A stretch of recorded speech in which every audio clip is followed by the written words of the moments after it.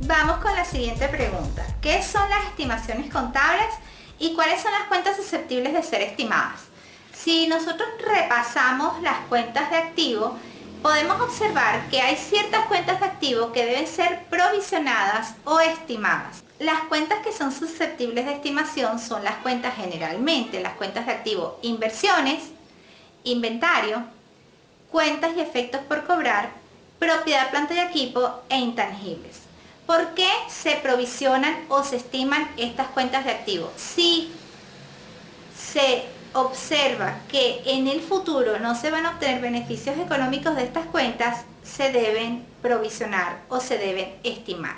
Por ejemplo, en una cuenta por cobrar, si transcurrido un tiempo prudencial no se le cobra al cliente o se estima que el cliente no nos va a pagar, no vamos a lograr cobrar las deudas, se debería provisionar o estimar la cuenta por cobrar. Generalmente, la provisión o estimación de las cuentas por cobrar es un porcentaje de la cuenta. ¿Cómo se efectúa el análisis? Se efectúa con el tiempo. Es decir, en un primer momento nosotros a lo mejor no tenemos la experiencia suficiente con un cliente para saber qué porcentaje de la cuenta por cobrar le vamos a estimar como que no se va a cobrar, como va a ser un cobro dudoso.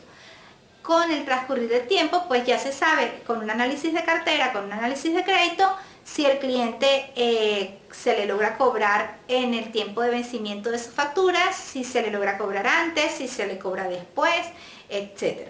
Entonces, se registra la provisión. La forma de registrar, por ejemplo, una provisión para cuenta de cobro dudoso sería un gasto o pérdida por provisión que va para el estado de resultados contra la provisión para cuenta de cobro dudoso. Las inversiones también pueden estimarse, porque si yo invierto en acciones o en bonos que están cotizando en bolsa, puede ocurrir que esas inversiones en acciones o en bonos no me produzcan el dividendo o no me produzcan los intereses que me deben producir en el tiempo. ¿Por qué? Porque fluctúa el mercado, porque la empresa en la que invertí a lo mejor no tiene una buena situación económica en un momento determinado. Entonces, si se estima que no se va a cobrar dividendo en el caso de una inversión en acciones o no se van a cobrar unos intereses en el caso de una inversión en bonos u obligaciones, se debería provisionar. Pero repito, es en el caso de tener la certeza de que no se va a obtener beneficio en el futuro de esa cuenta de activo. Los inventarios también suelen provisionarse en el caso de que por el tipo de mercancía que se produce o que se vende, no vamos a lograr el objetivo final, que es la venta, que es obtener el ingreso. ¿Cómo se provisiona? Por ejemplo, en los libros, en la bibliografía, lo más común es conseguir la cuenta provisión para obsolescencia de inventarios. En la forma del asiento es la misma: gasto o pérdida por provisión, obsolescencia de inventario, contra provisión para obsolescencia de inventarios. Finalmente, la propiedad, planta y equipo menos el terreno suele depreciarse. De todas formas, les voy a dejar un apartado en el blog para que lean un poquito, porque en lo que es la NIC 16, propiedad, planta y equipo, hace una excepción con respecto inclusive a los terrenos y el tema de la depreciación. Entonces, por favor, pasen por allí para que lo lean, porque está bastante interesante.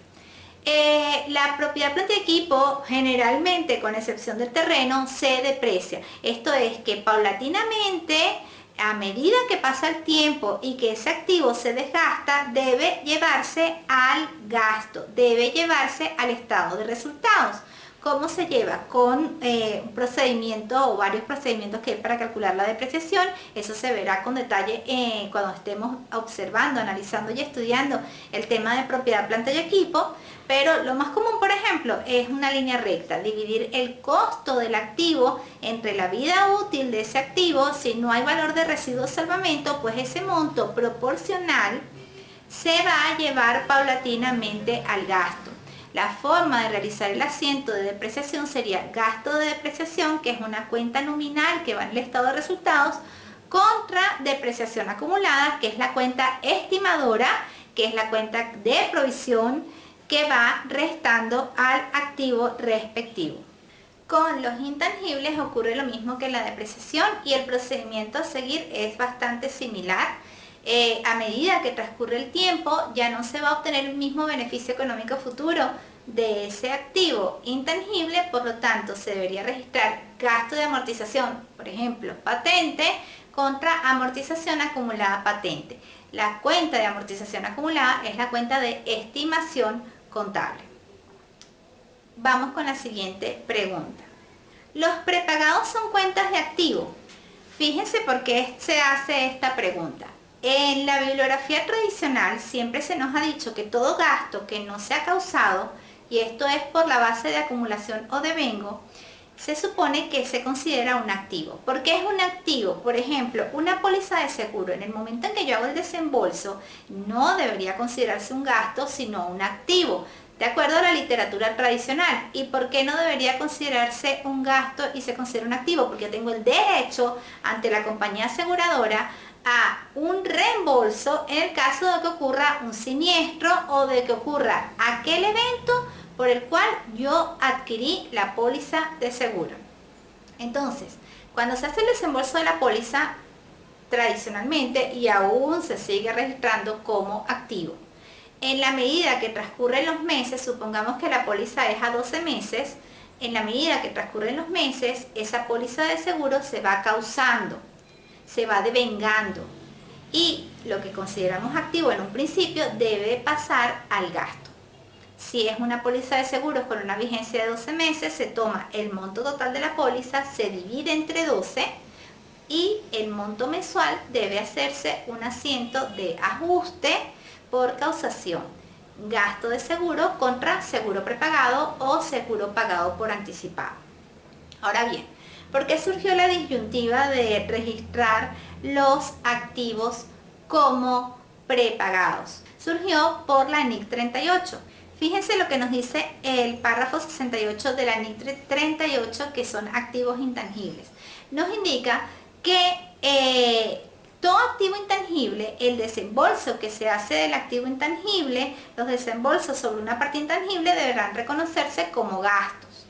Cuando surgió esto, se prendieron todas las alarmas y se indicó, bueno, entonces lo registramos en el estado de resultados como gasto, el desembolso, o lo registramos como activo.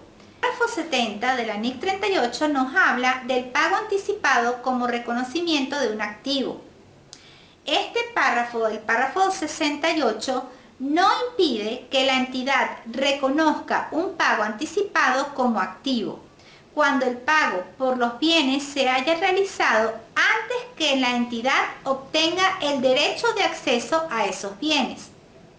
De forma similar, el párrafo 68 no impide que ésta, es decir, la entidad, reconozca el pago anticipado como un activo, cuando dicho pago por servicios se haya realizado antes que la entidad reciba esos servicios. Es decir, la misma NIC 38, que habla de activos intangibles, nos hace la salvedad, nos hace la aclaratoria y nos indica que efectivamente antes que las NIC están lo que sería el marco conceptual, están los principios contables, y en los principios contables está claramente establecido lo que es la base de acumulación y devengo. Según la base de acumulación y devengo, si yo efectúo un desembolso sobre el cual voy a tener derecho, ¿sí?, debo considerarlo un activo, porque ese gasto en el momento del desembolso aún no se ha causado. Entonces, cero discrepancias y disyuntivas con respecto a los gastos prepagados. Los gastos prepagados siguen siendo cuentas de activo. Vamos con la última pregunta del cuestionario y es referente a las reclasificaciones. Esta pregunta nos indica lo siguiente: ¿las cuentas con saldo contrario a su naturaleza se reclasifican? Y la respuesta es que sí. Fíjense en el argumento. La reclasificación de una cuenta consiste en que el saldo de la cuenta a reclasificar debe ser trasladado a otra cuenta, de forma tal que la presentación de los estados financieros y la información contable sea lo más adecuada posible. La necesidad de reclasificar una cuenta, por lo general, surge cuando el saldo de dicha cuenta es contrario al de su naturaleza. Esto ocurre, el ejemplo más común de las reclasificaciones, por ejemplo en las cuentas de activos, es la cuenta de banco. Si banco presenta un saldo contrario a su naturaleza, es decir, las cuentas de banco siempre deben tener o deberían tener un saldo deudor.